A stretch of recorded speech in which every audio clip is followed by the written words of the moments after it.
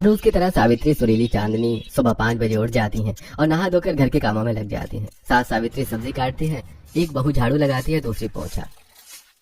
अरे बहू जल्दी जल्दी हाथ चलाओ, 6 बजने को आए हैं। सब्जी छोकनी साफ सफाई का काम भी रहता है, ऐसे तो 7 बज जाएंगे नाश्ता तैयार करते करते। लेकिन माँ जी नाश्ते में बनाऊं क्या? ऐसा करती हूँ चाय के साथ आज आलू के पराठे बना लेती हूँ। हाँ ये चाय के साथ बढ़िया लगते हैं, यही बना ले। माँ जी आलू सोयाबीन की सब्जी के साथ पराठे और रायता बना देती हूँ। हाँ ठीक है, जल्दी जल्दी कर लो, मैं मिर्च और धनिया भी काट देती हूँ, आलू तो कट गए हैं। माँ जी आप टेंशन मत लो, दीदी और मैं रसोई संभाल लेंगे, आप आराम से बैठ जाओ, धनिया मिर्ची भी हम काट लेंगे। अरे नहीं, माँ जी ने देखा तो गुस्सा करेंगी। अरे माँ जी कुछ नहीं होगा, आप आराम से बैठो। तब बहू के कहने पर सावित्री सोफे पर बैठ जाती हैं और भजन चला देती हैं। इतने में कलावती आकर आंखें बड़ी बड़ी कर लेती हैं। सावित्री बहू, तेरी दोनों बहुएं काम कर रही हैं और तू यहाँ पर टीवी देखने के लिए बैठी है, शर्म नहीं आती तुझे? जा जाकर खाना तैयार कर, घर की लक्ष्मियों का सुबह सुबह बैठने का काम नहीं होता है। जी जी माँ जी मैं कर। सावित्री फौरन उठकर रसोई में खाना बनाने की तैयारी करती हैं। वहीं दोनों बहू भी रसोई में चाय नाश्ते की तैयारी करती हैं। इतने में सारे घर के मर्द डाइनिंग टेबल पर आकर बैठ जाते हैं। अरे खाना बना कि नहीं बना, चाय नाश्ता लेकर आओ। जी जी बस आ रहे हैं।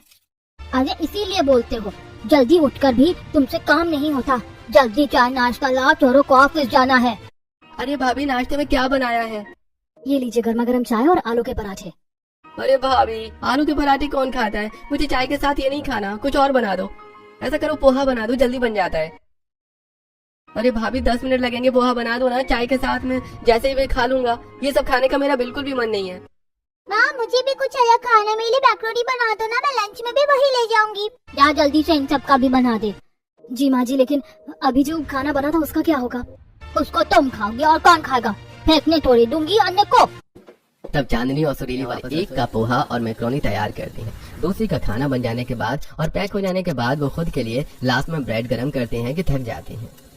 दीदी अब मेरे से काम नहीं हो रहा है, वैसे भी ये सब उठकर चले जाएंगे तब नाश्ता करूंगी, अभी तो मेरे बस की बात नहीं है।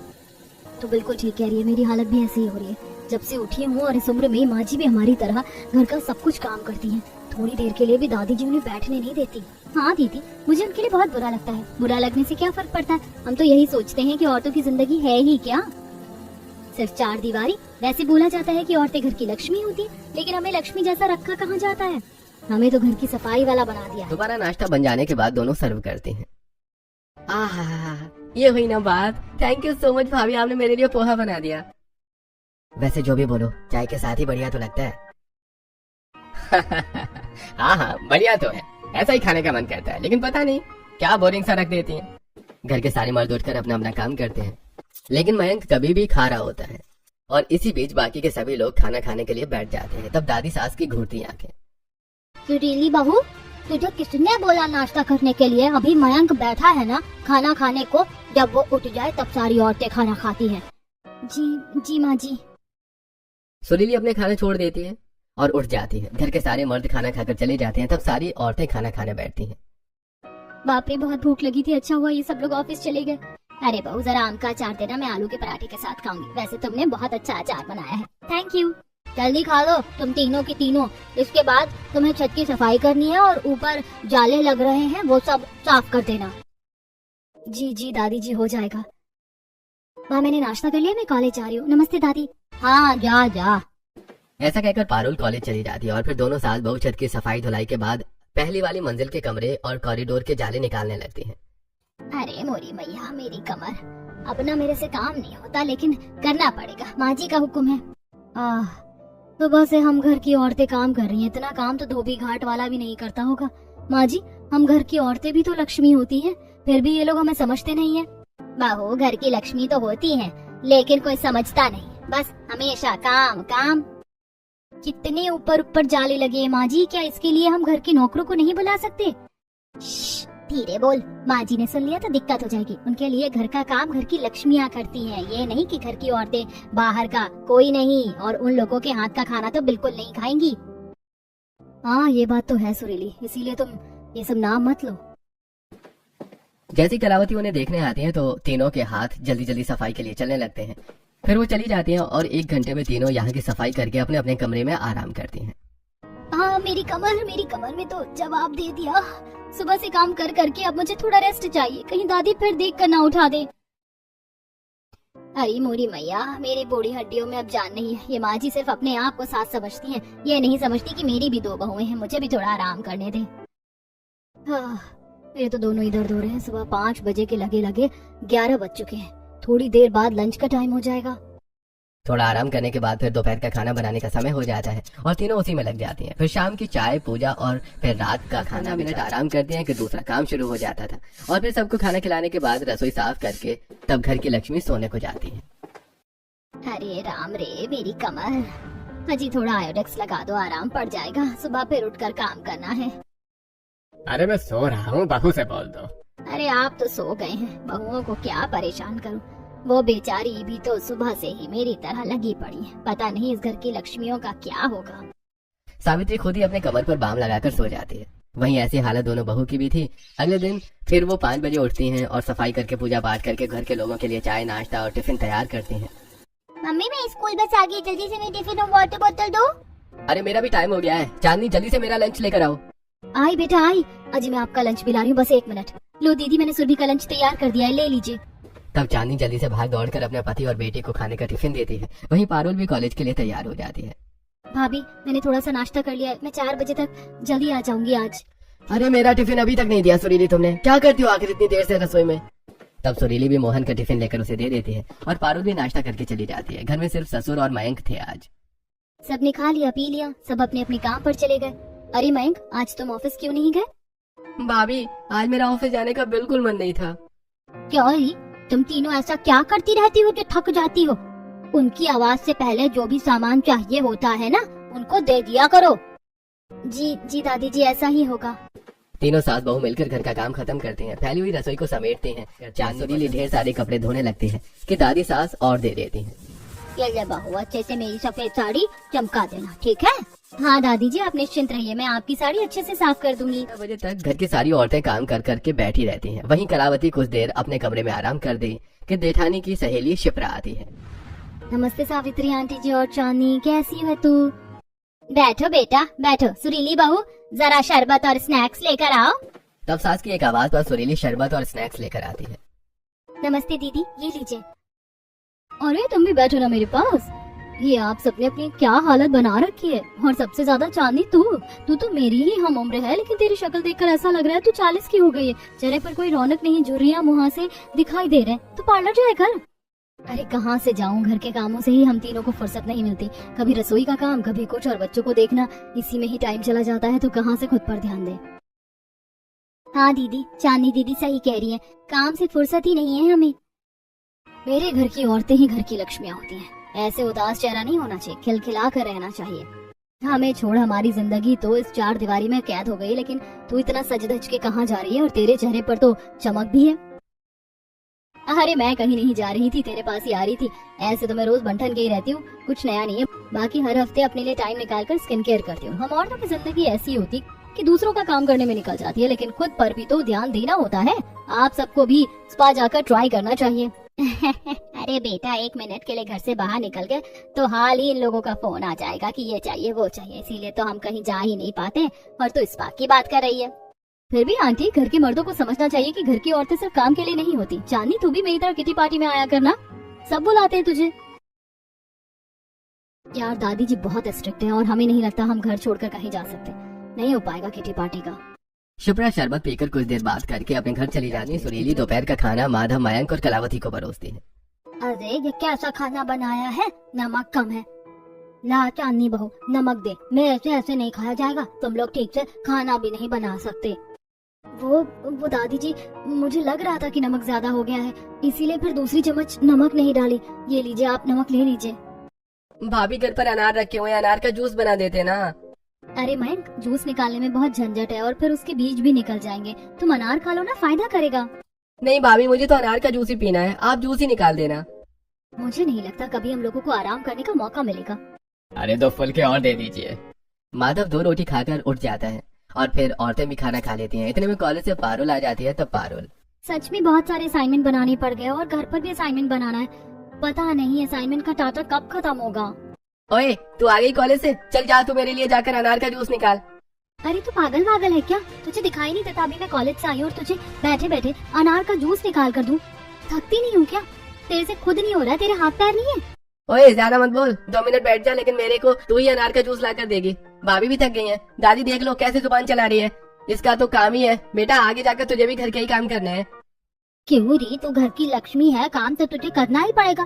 कब तक काम से बचेगी? 6 महीना 1 साल बाद तो तेरी पढ़ाई बंद हो ही जानी है। दादी बस मैं ये कह रही हूँ कि मैं थक गई हूँ, ये खुद भी तो कर सकता है ना। सुबह से घर में है आज और आते ही इसको मैं दिखी। हाँ तो 5-10 मिनट आराम कर ले, उसका काम कर दियो। पारुल को गुस्सा आता है। वो अपने के बाद रसोई में जाकर अनार निकालने लगती है और उसका जूस लाकर मयंक को दे देती है। ये ले पी ले, तुझे कभी समझ नहीं आएगा कि घर की औरतें कितना काम करती हैं। ये नहीं कि एक हेल्प करवा दे मम्मी या भाभी की, लेकिन तू तो हमसे ही काम करवाता है। हाँ हाँ तो क्या हो गया, काम करवाया, पत्थर नहीं तोड़वा दिए तेरे से जो इतना बनकर दिखा रही है। ये कहकर मयंक जूस पीकर गिलास भी पारुल से ही रखवाता है और खुद लेट कर टीवी देखता है। ऐसे दिन गुजरते हैं। घर की औरतें बस घर के अंदर ही काम करती रह जाती। इतना सा भी टाइम नहीं मिलता कि वो खुद को शीशे में देख सके। कलावती भी एक ऐसे दृढ़ रूढ़ी जैसे सोच की थी जो औरतों को घर की लक्ष्मी या तो समझती है, लेकिन उन्हें आराम मिले इस बात से उसे कोई फर्क नहीं पड़ता। घर के मर्द भी अनजाने में उनसे बहुत काम करवाते हैं। एक दिन सावित्री, सुरीली, चांदनी घर का काम करके धूप में बैठी थी कि कलावती आकर। अरे तुम तीनों के पास ज्यादा टाइम है क्या? मैंने तुम लोगों को मिर्च का और आम का अचार डालने को कहा था, हो गया वो? नहीं माँ जी, अभी नहीं हुआ, हम कल कर देंगे। आज इतनी अच्छी धूप भी नहीं आ रही। हाँ दादी जी आप चिंता मत करो, हम बहुत अच्छा अचार बनाएंगे। नहीं, आज ही अच्छी धूप आ रही है, दोनों साथ मिलकर अचार बनाना शुरू करो। वैसे भी काटने में, कुटाई करने में, सुखाने में टाइम लगेगा। चलो चलो। ठीक है दादी जी, करते हैं।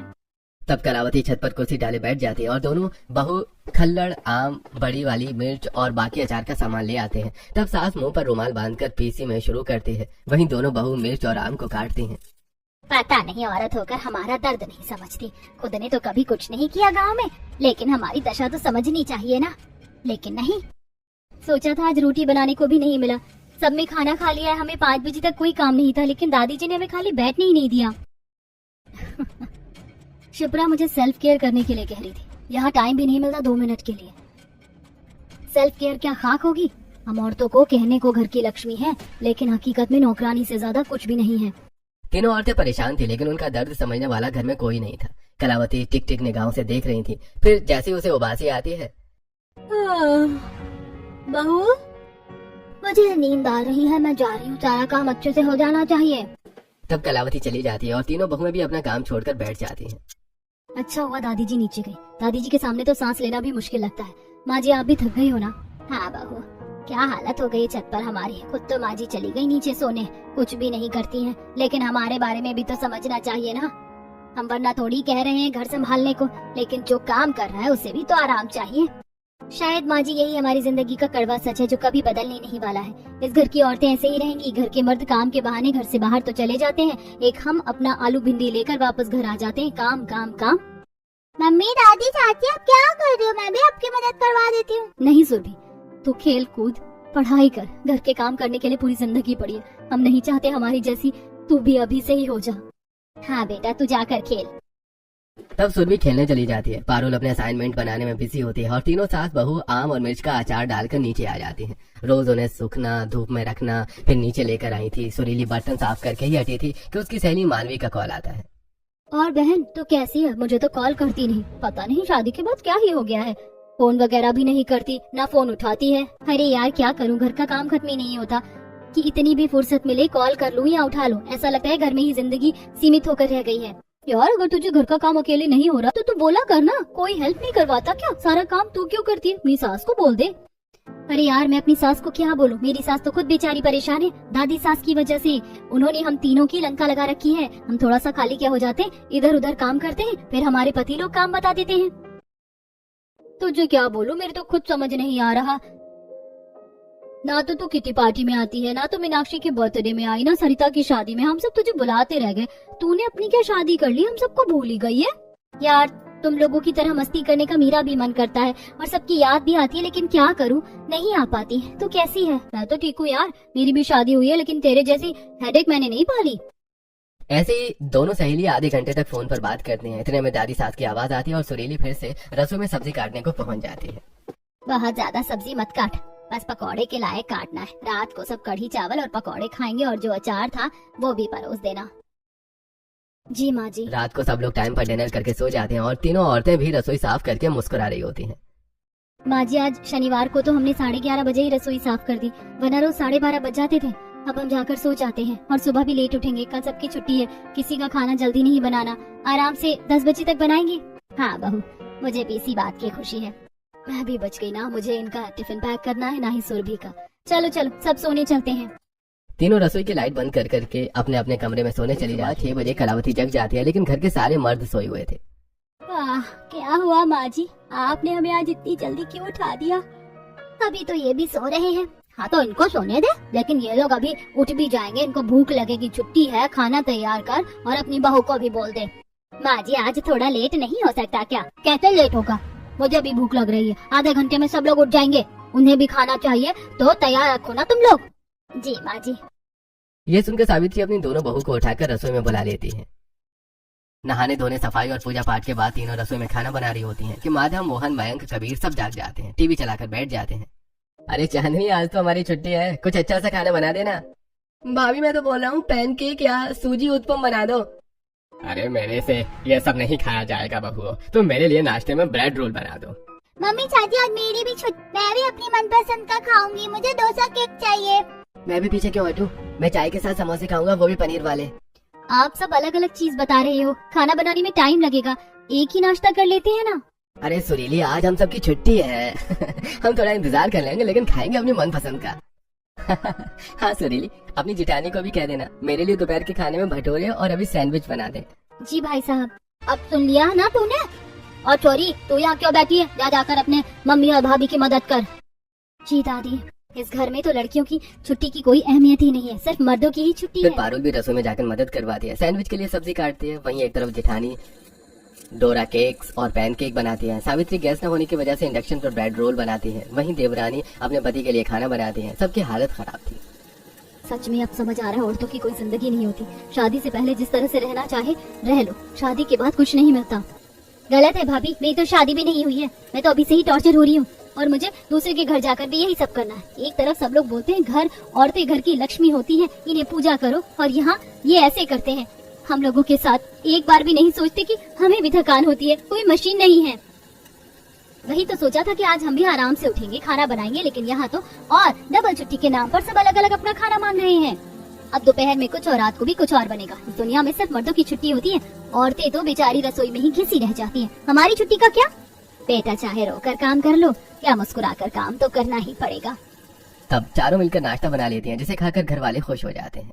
वाह भाई वाह, मजा आ गया, बढ़िया नाश्ता हो गया, अब आराम से सोऊंगा, दोपहर का खाना भी अच्छा बना लेना। आज तो छुट्टी है, मैं दोस्तों के साथ क्रिकेट खेलने जा रहा हूँ। और मैं दोस्त से मिलने जा रहा हूँ। दोपहर में बढ़िया बढ़िया खाना बनाकर रखना और फोन करके बुला लेना। राजमा चावल यहाँ जरूर बनाना।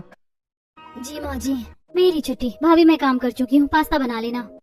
और भाभी मैं टिक्की नहीं खाऊंगा, शाम को पकौड़े बना देना, मौसम अच्छा हो रखा है।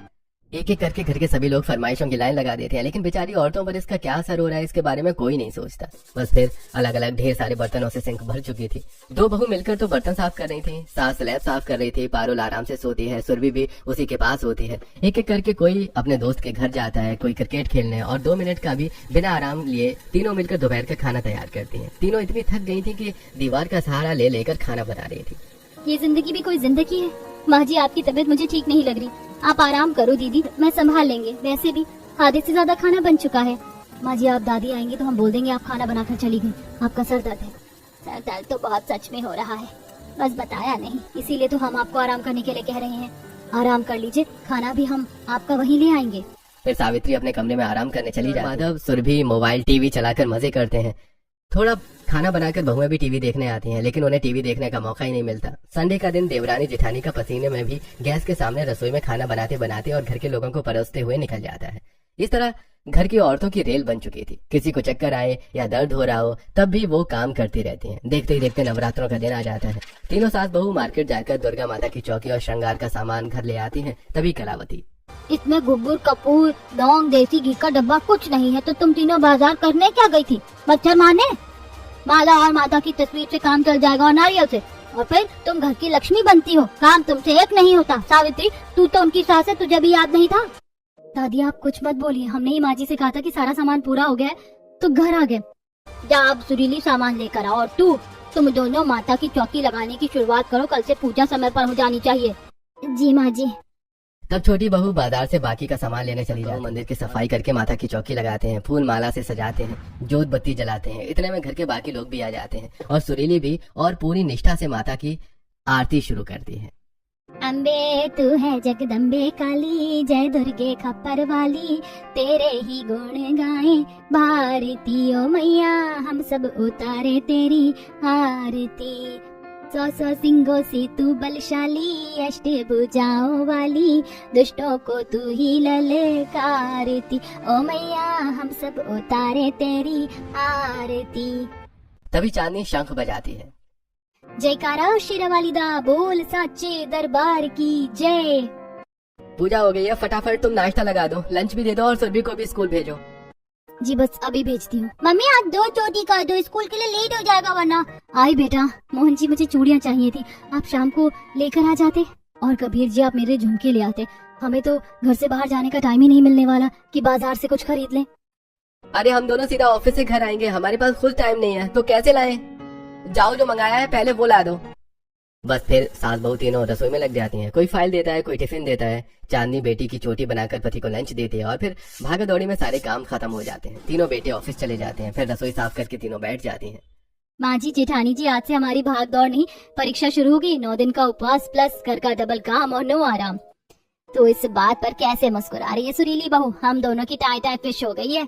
वो तो होनी ही है माँ जी, सब्जी के कितने छिलके जमीन पर पड़े हैं दिखाई नहीं देता है, इसे साफ करो। और सावित्री तुझे मैंने 2 साड़ी रखवाई थी, संदूक में से निकाल कर दे। आई माँ जी।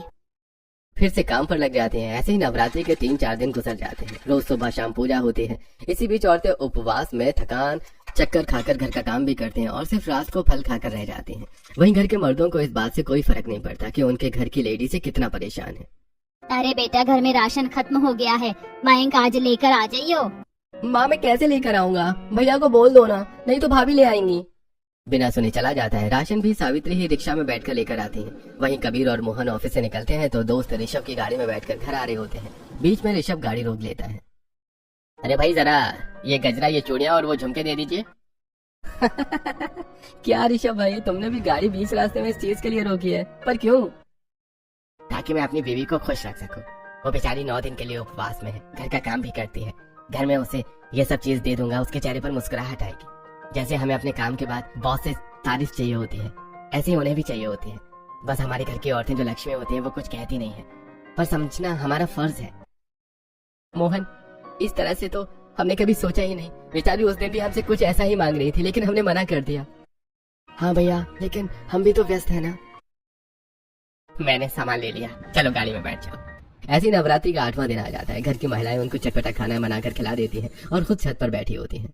माँ जी यहाँ मन को कितना सुकून मिल रहा है ना, इतनी थकावट के बाद हम अब कुछ खा रहे हैं। हवा भी अच्छी चल रही है।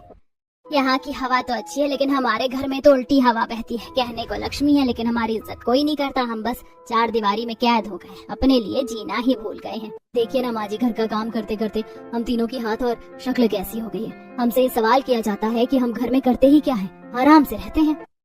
घर की औरतों की उदासी भरी बातें सुनकर घर के मर्दों को पछतावा होता है।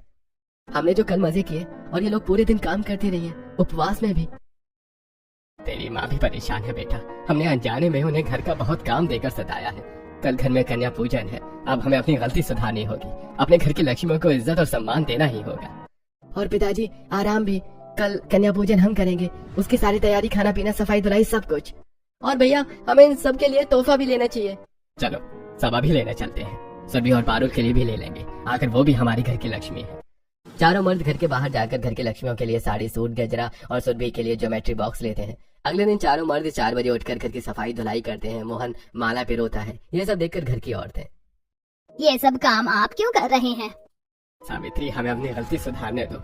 हम सब ने इन दिनों भी घर की लक्ष्मियों को परेशान किया है, इसलिए आज सारा काम हम करेंगे। ये सुनकर सभी औरतों के चेहरों पर मुस्कुराहट आ जाती है।